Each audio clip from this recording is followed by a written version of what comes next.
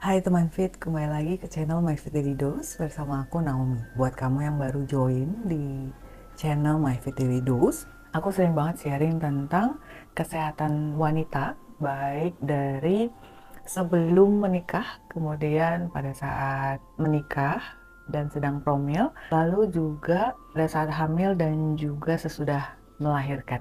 Jadi kalau kalian belum follow atau belum subscribe channel YouTube My Fit Daily Dose, langsung subscribe dulu dan nyalakan loncengnya biar kalian gak ketinggalan video berikutnya. Oke, sekarang kita ada di segmen obrolan sebelum tidur. Buat yang baru juga, di segmen ini tuh biasanya aku akan menjawab pertanyaan-pertanyaan dari teman-teman yang sering komen di video-video YouTube channelnya My Fit Daily Dose. Sekarang, aku akan menjawab pertanyaannya dari Uwan Ciwan. Aku nggak tahu manggilnya siapa ya, tapi aku bilangnya Uwan. Ya. Nah, pertanyaannya, apakah kalau belum pernah melahirkan, kita bisa kena turun peranakan? Nah, ini sebenarnya udah beberapa video aku share tentang turun peranakan atau turun rahim, atau yang sering disebut di sekitar kita itu turun berok gitu ya. Banyak banyak banget lah namanya. Nah, tapi kalau bahasa kesehatan ya sebenarnya kita nyebutnya adalah prolaps uteri. Prolaps uteri itu sebenarnya apa? Sebenarnya aku udah pernah bahas ya. Jadi kalian bisa lihat di video yang ini. Ini aku udah pernah jelasin. Tapi untuk pertanyaannya Uwan, aku mau jawab lebih detail. Jadi kalau kita bicara prolaps uteri, itu kan kondisi di mana otot panggul dan jaringan penyokongnya itu tuh kondisinya melemah. Nah, jadi yang harus dipahami dulu kondisi ini ya. Jadi ada kondisi di mana otot panggul melemah. Oke, sampai di situ dulu ya. Efeknya apa kalau otot panggul melemah? Contoh ya, ini misalnya kan kalau kita bicara orang hamil dulu ya. Kalau misalnya kayak kita hamil, itu kan bayi itu disokong sama otot panggul ini ya. Biar apa sebenarnya? Biar tetap pada tempatnya. Jadi tidak akan mengalami yang namanya rahim turun. Nah itu kalau kita bicara tentang ibu yang sedang hamil. Nah sekarang kita ambil logic thinkingnya ya. Kalau bicara ibu hamil, kenapa rahim itu bisa turun? Ini kan prolaps sering terjadi sebenarnya pada ibu-ibu yang hamilnya misalnya kembar, kemudian kandungannya memang besar, atau juga ibu-ibu yang baru hamil, udah hamil lagi gitu. Jadi kayak maraton hamilnya. Nah, itu biasanya berpotensi besar untuk mengalami prolaps uteri. Ya, jadi kayak ototnya belum kembali lagi ke posisi semula atau belum dilatih secara maksimal, udah hamil lagi. Nah, yang perlu dipahami adalah ketika kita hamil, itu kan ada beban atau ada bayi yang terus-menerus berkembang sesuai dengan usianya. Nah, jadi selama 9 bulan di trimester 1, 2, 3, itu kan dia akan berkembang terus-menerus tuh. Nah, artinya apa? Kalau bayi berkembang, berarti semakin besar atau semakin berat beban yang dibawa oleh sang ibu. Oke ya. Nah, jadi masalahnya adalah beban berat. Oke, sekarang kita kembalikan lagi ke kondisi misalnya. Gimana Kak kalau orang yang tidak hamil? Apakah bisa mengalami hal yang sama? Bisa jawabannya. Ya, kemungkinan itu selalu ada. Kalau apa? Kalau orang yang tidak hamil ini mengalami obesitas. Kalau kita bicara obesitas, udah jelas pasti visceral fat di dalam tubuh kita, terutama di perut, udah pasti akan banyak. Udah, mau isinya bayi atau mau isinya lemak, itu akan sama-sama memberi beban kepada tubuh. Terutama kalau bicara prolaps uteri adalah ke otot panggul. Jadi kalau misalnya kita membawa beban berat, let's say karena kita obesitas, itu bisa jadi potensi untuk mengalami yang namanya prolaps uteri. Itu yang pertama ya. Yang kedua adalah kondisi di mana seseorang, misalnya Kak aku tuh nggak obesitas, tapi aku tuh juga ngalamin yang namanya prolaps uteri. Itu tuh kenapa ya? Oke, kita cek lagi ke dalam kondisi atau ke dalam tubuh kita sendiri. Coba dilihat, apakah kita sering mengalami batuk kronis? Batuk kronis tuh yang sampai kayak gitu. Kalian tahu kan ya? Nah, jadi yang batuknya tuh sampai kayak kalau orang bilangnya tuh kayak bengek gitu.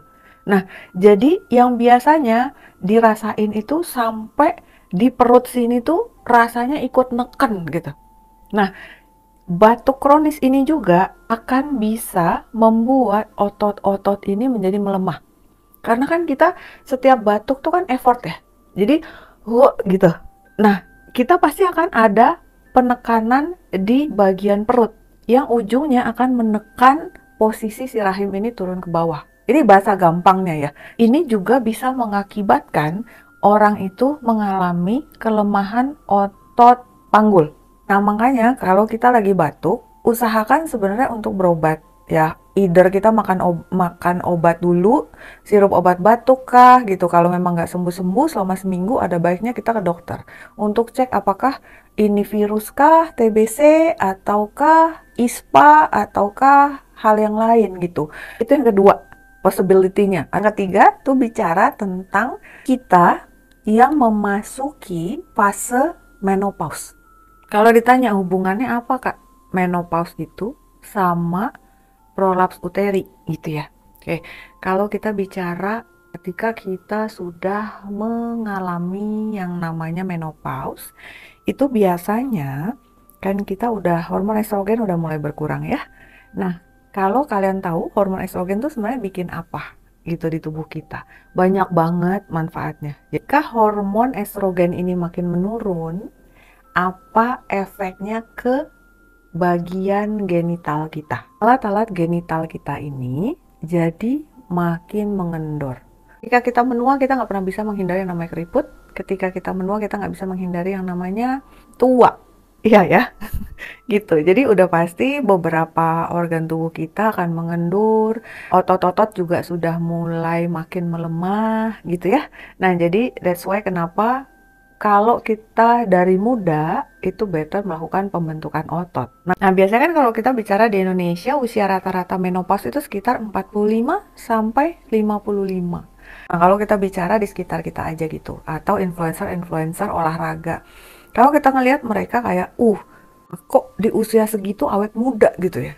Nah, itu alasannya kenapa kalau kita bisa jaga pola hidup. Ini pola hidup nggak cuma olahraga ya, makan yang bergizi, terus kemudian istirahat yang cukup, mengurangi stres kayak gitu-gitu, dan udah pasti olahraga nih harus. Jadi kalau ada orang ngomong, aku tuh bisa kurus kok Kak tanpa olahraga, ya terserah whatever gitu.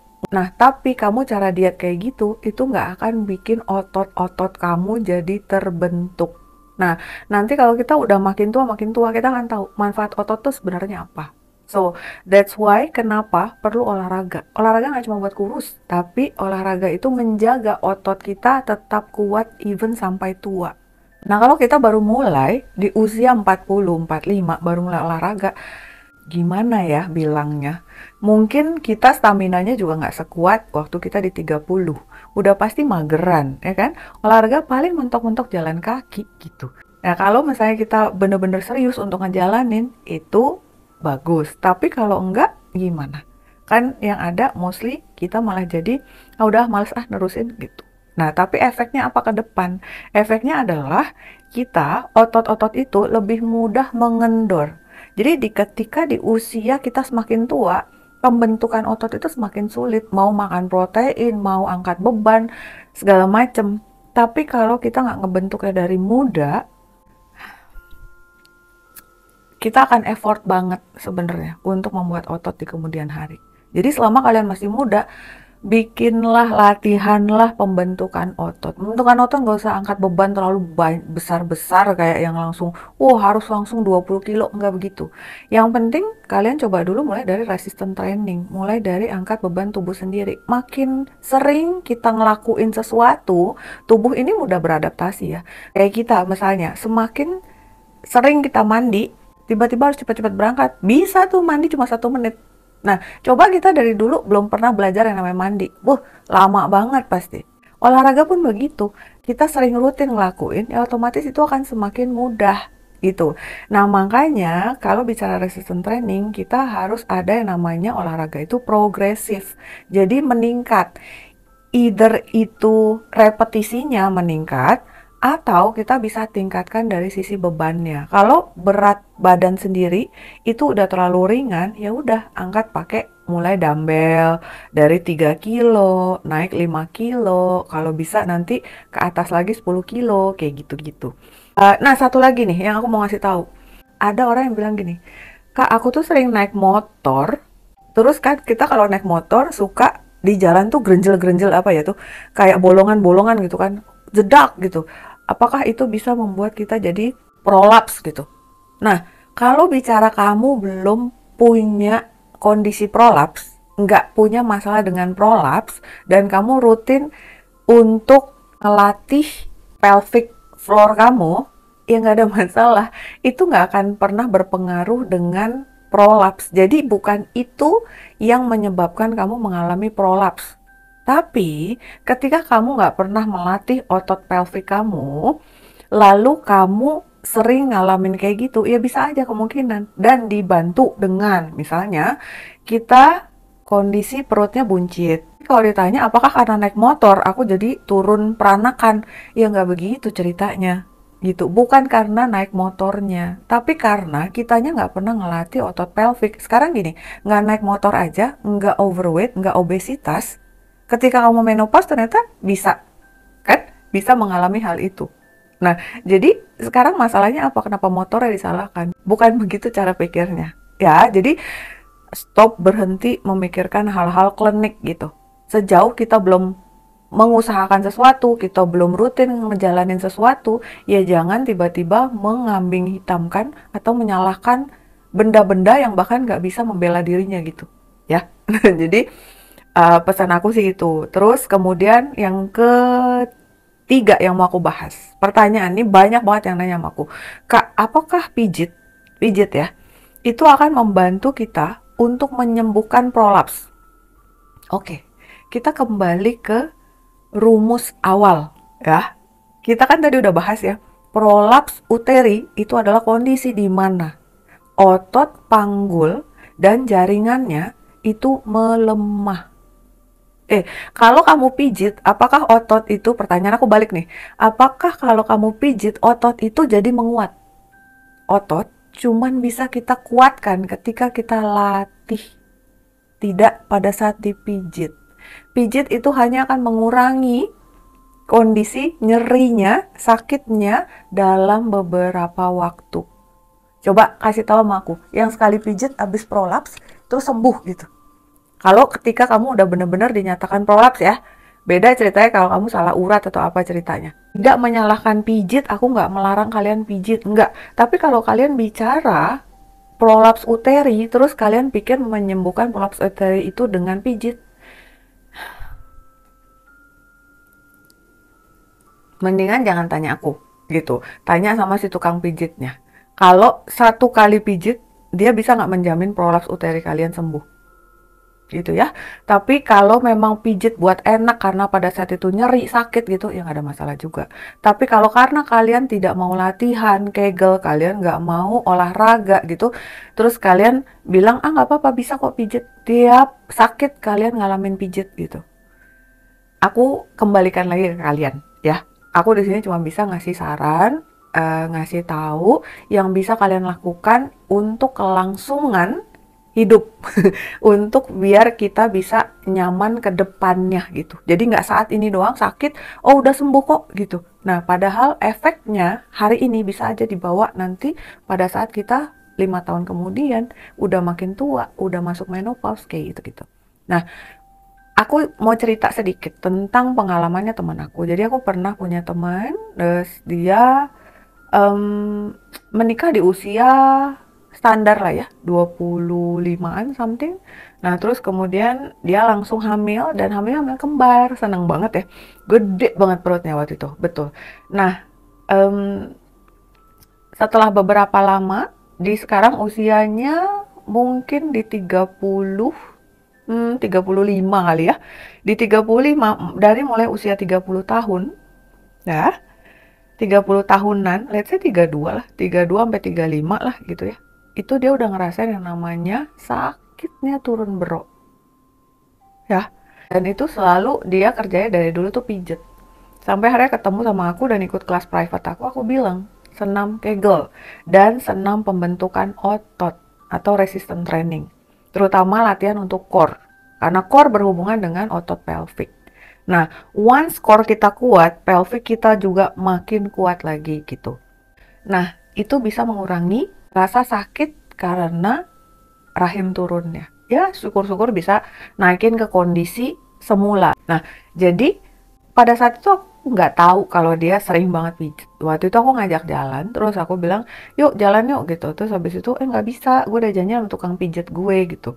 Ya udah, gue barengan aja, aku bilang. Jadi aku pikir pijat enak gitu. Tahu nggak sih kalau kita yang pegal-pegal kayak sekalian spa gitu kan enak ya gitu. Itu oke. Temen aku nih udah berkali-kali pijat. Dia bilang, nggak bisa, ini kan gue mau pijat turun berok gitu. Hah? Pijat turun berok gitu. Oh, ya oke. Aku nggak terlalu pengen mencampuri urusan orang ya. Kalau aku nggak ditanya ya aku nggak akan ngasih tahu. Tapi sekali, 2 kali, udah sampai lebih dari 5 kali. Nah aku nanya, sembuh nggak sih kamu pijat gitu? Ya pada saat itu enak sih kondisinya. Cuman emang perlu berkala kata tukang pijatnya. Ya, nah jadi aku nggak mau menyalahkan layanan pijat ini. Aku kembaliin ke kalian mau percaya atau enggak. Tapi kalau kita lihat rumus pertama, ya kan bukan rumus ya, tapi kita lihat kondisinya. Kalau bicara prolaps uteri itu udah jelas, penelitiannya juga udah jelas. Kondisi di mana melemahnya otot panggul dan juga jaringan-jaringan di sekitar rahim. Kayak mana ceritanya bisa karena pijat otot ini mengencang. Itu udah logiknya aja. Coba kalian pikirkan. Otot cuman bisa menguat ketika dilatih. Ya, coba lihat Om Aderai. Ototnya, badannya mostly otot. Kayak mana bisa otot itu terbentuk? Ya karena dia latihan. Nah kalau dia nggak latihan, gimana ceritanya ini ototnya menguat? Gitu. Sedangkan tadi kita udah bahas ya, ketika kita menopause, otot, organ-organ genital, organ-organ tubuh kita itu akan melemah. Coba kita lihat deh nenek kita, atau mungkin ada beberapa yang orang tuanya udah mulai menua gitu ya. Jalan kadang udah sulit, ya kan? Sering osteoporosis. Kemudian matanya udah mulai melemah, ya kan? Kemudian udah mulai bungkuk gitu. Ini normal, manusiawi, tapi apakah kita bisa melawan tua? Enggak kan? Yang kita bisa lakukan adalah mendeposit apa ya? Melatih itu sedari dini. Jadi bisa menopang tubuh kita tua itu tetap tegak tubuhnya. Kita tua itu tetap bisa jalan tanpa di kursi roda atau pakai tongkat. Kita tua itu tetap seger gitu. Kita tetap kuat bisa main sama cucu berjam-jam gitu. Pengen gak sih kayak gitu? Kalau kalian pengen, makanya jalanin hidup sehat dari sekarang. Hidup sehat itu nggak akan terasa berat ketika kalian udah rutin ngejalaninnya. Gitu ya. Nah mudah-mudahan ini nggak cuma bermanfaat buat Uwan tadi, tapi juga buat teman-teman semua. Jadi aku pengen sebenarnya konten-konten aku tuh mengajak kalian, menginfluence ya. Aku pengen tuh memotivasi kalian untuk mulai menjalani dulu gitu. Jadi jangan karena sakit baru jalanin. Ya kalau misalnya kita nggak sakit, sebenarnya kita harus bersyukur karena kita nggak sakit. Nah itu adalah waktu dimana kita bisa olahraga sesuka kita. Kita bisa nyobain mau makan sehat. Itu adalah waktunya kita untuk bisa justru beraktivitas dengan enak. Coba kalau udah sakit, boro-boro nyobain olahraga. Yang jalan aja, jalan kaki aja kita udah males. Gitu ya. Nah, jadi buat kalian, terima kasih udah nonton video ini. Mudah-mudahan bermanfaat buat kalian semua, nggak cuma Uwan. Dan kita akan ketemu di video berikutnya. Jangan lupa tetap hidup sehat. Kalau penutup aku tuh selalu bilangnya, stay healthy and fit. Itu memang karena aku pengen banget kalian ngejalanin itu. Oke ya? Thank you. I see you in the next video. Jangan lupa subscribe dan nyalakan loncengnya. Juga share ke teman kalian biar mereka bisa ngumpul bareng kita, ngobrol di sini, komen. Jangan lupa kalian komen ya pertanyaan, nanti aku akan jawab. Oke? Bye-bye.